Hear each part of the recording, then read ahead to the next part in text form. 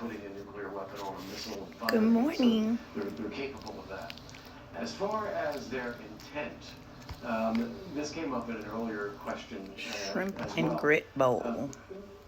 Why have a nuclear weapon on a missile unless you have the intent to be able to use it and to use it at a time of your choosing? Now, whether you view that offensively or defensively is, it's an open question. Iran does have a theocratic leadership. You asked if they're crazy leader. Well, I don't want to call people who have a basis for their beliefs in faith as crazy, but it is extraordinarily radical in Iran. They are completely intolerant of any other faith. They are a repressive regime. They are restrictive about women's clothing. They arrest any dissenters, any dissidents from that. They torture. They have public executions. And it is a highly radicalized regime. And it is one that has sworn to eliminate the state of Israel. So all of those things together make it very, very worrying if Iran actually has a nuclear weapon, because they very well could say, now we're going to use a nuclear weapon to eliminate the state of Israel. So we don't want them to have that capability.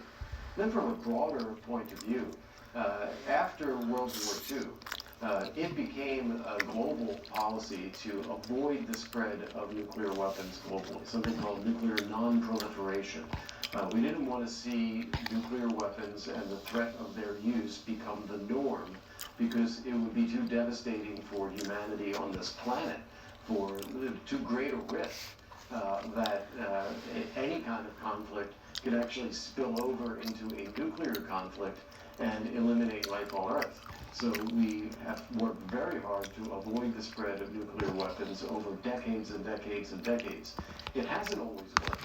North Korea has acquired a nuclear weapon. India and Pakistan have. Now, China has expanded its nuclear arsenal in recent decades substantially. The U.S. and the Soviet Union, now the U.S. and Russia, have imposed limits on their nuclear capabilities, but still have them. But the more countries that have nuclear weapons, the greater the risk globally that they get used. And that is what everyone wants to avoid. And Iran is really right on the forefront of that concern about countries getting nuclear weapons because of the nature of their regime. Kurt, you just were talking about what we don't know about the U.S. attacks on those sites in Iran. Along those same lines, Dave in Cleveland has this question: is there any air monitoring for radioactivity going on in Iran? If so, by whom? Yes, there is. I'm sure that both the U.S. and Israel are doing that. But most importantly, the IAEA, the International Atomic Energy Administration, based in Vienna, they are collecting the data, including from national governments, and analyzing what the radiation footprint is.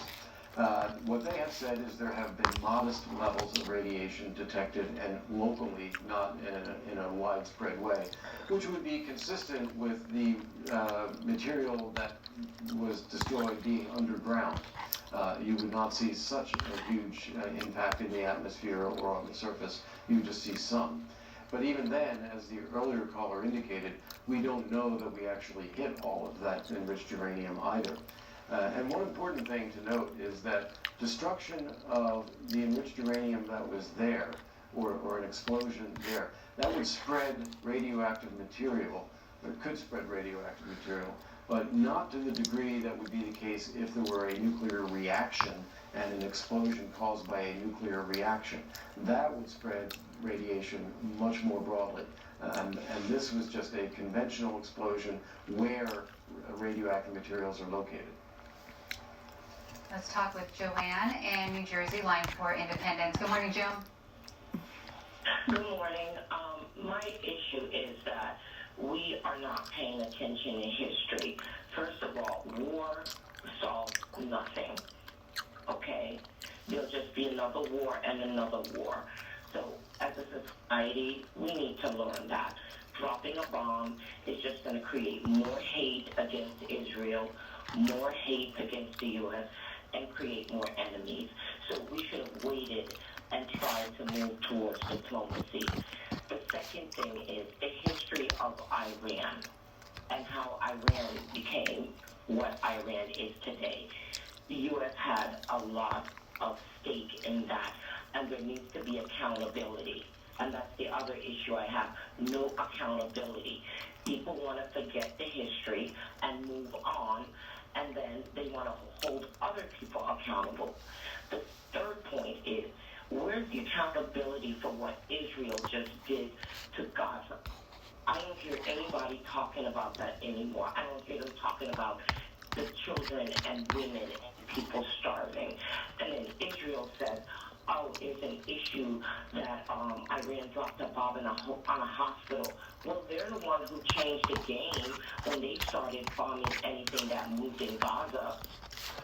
I don't agree with Iran's policies and politics, and I don't believe in Hamas or any of that. I just believe in fairness, what is fair. And if Israel is the aggressor in the region and they're dictating who can do what, well, why aren't these people allowed to defend themselves? And why is NATO and the rest of the world not holding them accountable? Because, as I said, war is not the answer. It's just... Joe, we'll get a response from Kirk. Yeah, well, thanks for the call. On your first point there, I think we all have to remember that we would not be an independent country if we didn't have a war to establish the United States. The revolutionaries we were colonies of King of England, and we took up arms in order to break away from that and become an independent state. So what I would say is that it is all about judgment. It's not war